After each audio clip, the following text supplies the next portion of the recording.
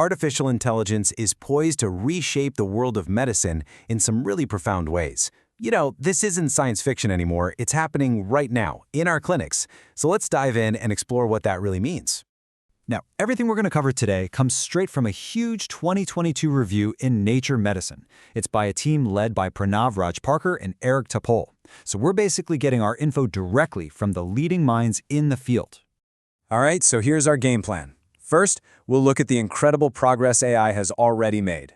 Then, we'll peek into the future and explore some new frontiers. But, you know, with great power comes some pretty big challenges, so we'll tackle the tough technical and ethical hurdles, before we wrap up by looking at what all of this means for the future of patient care. Okay, let's start with the progress. Because the biggest thing to get your head around is that medical AI isn't some far-off dream. It's in hospitals today, right now, performing at and sometimes even better than human experts.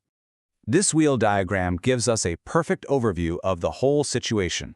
We're going to start right at the top, in that yellow section, looking at the progress that's already been made and proven in fields from radiology all the way to pathology. So here's the crucial thing. AI has made the leap from the lab to the clinic. It's not just about looking at old data anymore. It's being tested in real time in randomized controlled trials with actual patients. And regulators like the FDA, they're approving these tools faster and faster. That gap between research and reality, it's closing, and it's closing fast. Let's take radiology, where deep learning has been a total game changer. Think of it as a tireless second set of eyes. These AI systems can scan thousands of images, flagging tiny patterns on a CT scan that could be early-stage lung cancer, or they can help make mammograms more accurate. It's not about replacing the radiologist, it's about giving them superpowers. And in pathology, well, it gets even crazier. AI is now analyzing these incredibly high-resolution images of tissue samples, and it can do things that are, frankly, almost superhuman. Like, it can figure out where a tumor originally started in the body, or even predict a patient's chances of survival better than our current methods. It's literally seeing patterns that are invisible to the human eye. It's also making really common procedures much more reliable. I mean, during a colonoscopy, it's pretty easy for a doctor to miss a tiny little polyp that might be cancerous.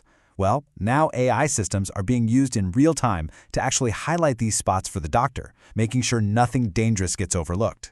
And what about eye care? AI is becoming a huge deal for screening. Just by analyzing a simple photo of a person's retina, it can detect diabetic retinopathy, which is a leading cause of blindness.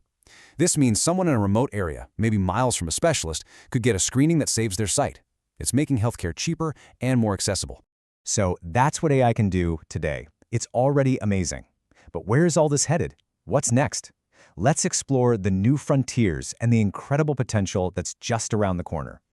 All right, back to our wheel here. We're now moving into the blue section, the opportunities. And this is where we go way beyond just analyzing images and start looking at how AI is tackling the fundamental building blocks of life, from our DNA to the very drugs we invent.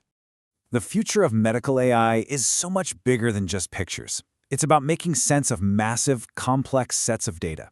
I want you to just imagine an AI that can scan your DNA from a simple blood test to find early signs of cancer, or figure out how a protein is going to fold to understand a disease, and then cross-reference millions of medical articles to make sure your prescriptions are safe, all while looking at your entire health history. It's a whole new level of personalized medicine. And if you want a jaw-dropping example of its power, get this. One AI model was used to discover a potential new drug molecule in just 21 days. Normally, that process can take years and cost a fortune. This is an incredible acceleration in how we discover new medicines. So this gets to the absolute heart of the matter. We've got to stop thinking about this as AI versus doctors. That's not the future. The real power, the real revolution, is in AI collaborating with doctors. The goal is to augment human intelligence, not replace it. It's about creating a partnership that delivers better care than either one could on their own. Okay, so we've talked about all this incredible potential. But we've got to get real for a minute. Let's move on to our third section, where we need to ground all this hype and look at the very real challenges that are standing in our way. We're back to our wheel, and as you can see, we're now in the red zone, the challenges. This is where all that optimism smacks right into reality. To unlock AI's full potential, we have to navigate a total minefield of technical problems, regulatory questions, and some really deep ethical issues. So what are we talking about here? Well, first, there's the data problem.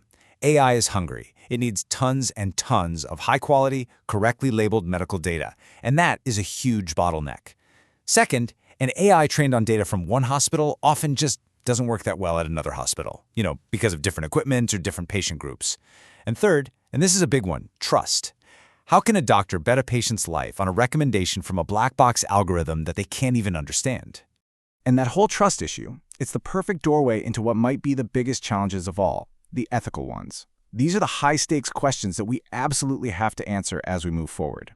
Seriously, just stop and think about this for a second. If an AI system helps a doctor and together they make a mistake that harms a patient, who's at fault? Is it the doctor, the hospital, the people who wrote the code, the regulator who approved it?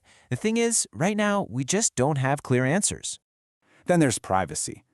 We need tons of data to train these AIs, but patient data is obviously incredibly sensitive. This slide shows a really clever solution called federated learning. Instead of moving all that private data to one central computer, the AI model itself travels to each hospital, learns from their private data right there, and then only sends back the anonymous lessons it learned. The data never has to leave the hospital's protection. It's pretty brilliant.